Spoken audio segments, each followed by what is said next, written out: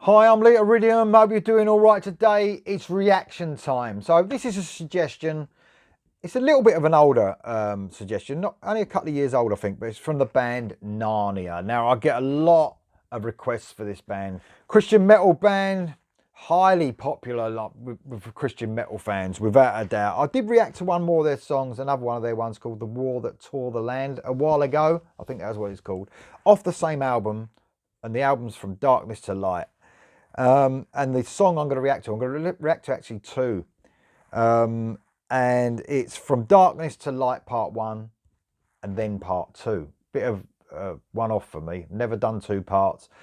I will do the whole song, Part 1 first, without stopping it, and then do the second one without stopping it. Bit different for me because I usually stop it, do one song and stop it halfway through. So I will play the whole song. And before you go mad at me and say, you know, you should listen to the whole lot together, I'm not going to. My show, my rules. So anyway, this they're a Swedish band. They've got some amazing musicians. You've got Christian Liljegren, I think you pronounce it, on vocals. Also been in a few other bands as well. CJ Grimark, an amazing guitarist. Martin Harenstam on the key. Andreas Johansson on the drums. And Jonathan Samuelsson on the bass. This album came out in 2019. I said these ain't hugely big songs. They're not long songs. The first one's 5 minutes long. I think the second one's even shorter. So, From Darkness to Light, Part 1. Here we go.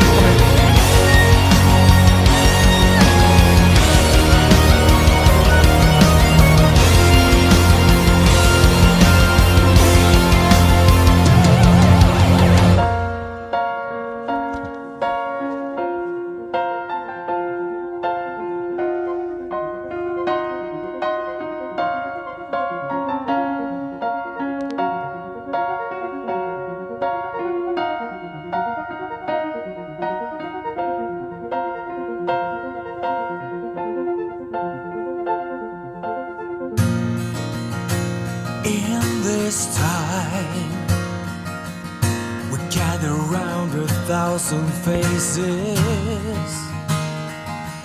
But do we care? In this time, we're following 1,000 traces. But do we dare? Dreams in our hearts for what they were once, back in time, surrounded by emptiness and space, denying the void in our hearts,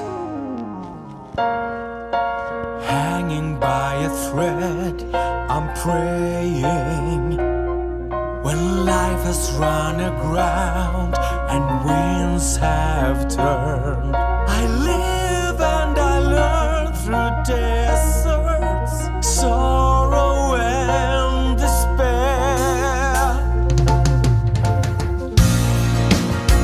Life is frail,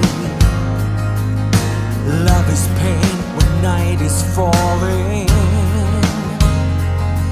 but strong strong as steel. I hold my breath, waiting for the phone to ring. Time is standing still.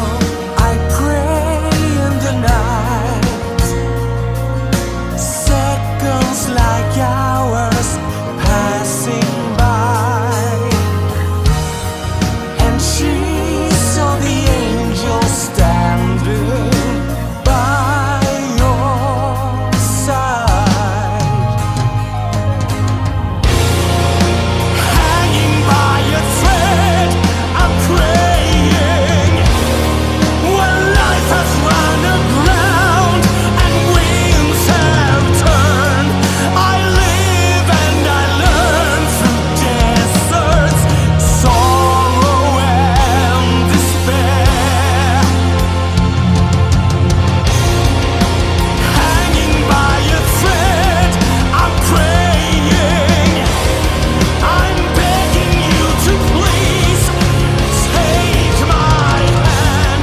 I kneel and I trust in all the promises you gave.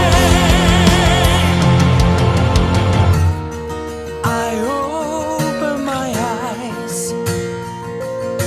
freed from the burden carried within. And I thank you for showing me the way from darkness to light.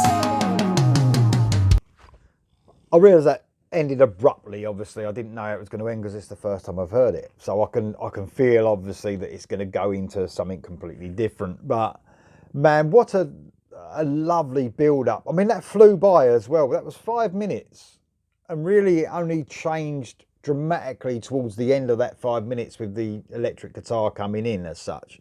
But what a beautiful sort of build up using that acoustic guitar. And I tell you what, I really like the synths in this band. I think it's really cool. What they don't do, they don't fill up the song with synths and almost play it along with the guitar. Have you noticed a lot of symphonic bands do that now, where it's just almost a wall of sound with synthesizers and guitar, and you can't distinguish anything.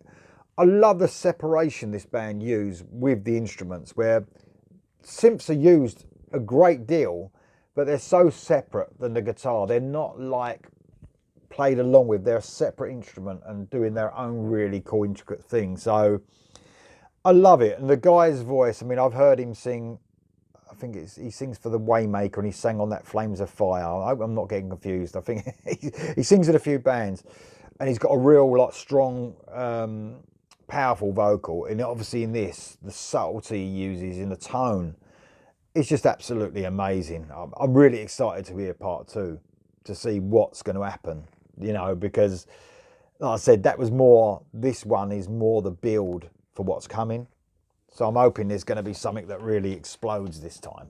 Although I love the feeling of that song, even with an annoying cat, a really annoying cat that rubbing his wet chops all over my face for the whole of the song. I still really got into the song. It really emotionally sort of got to me. So you're going to start again when I play the other one? Yeah? So from darkness to light, part 2. Here we go for the second part. Try not to annoy me too much, man, this time.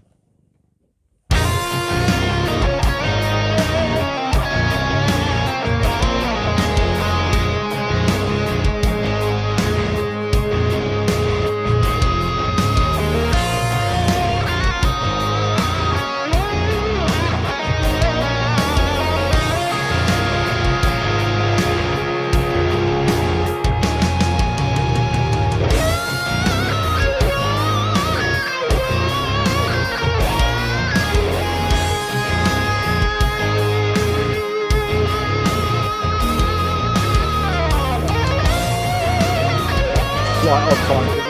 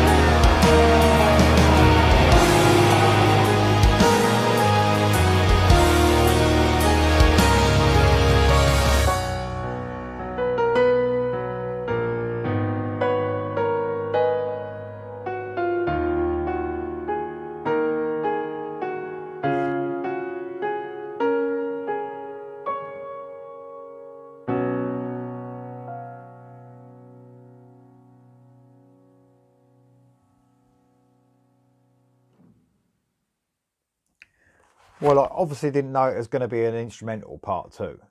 And I'm not a huge fan of instrumentals. I've got to admit that. But that was something special.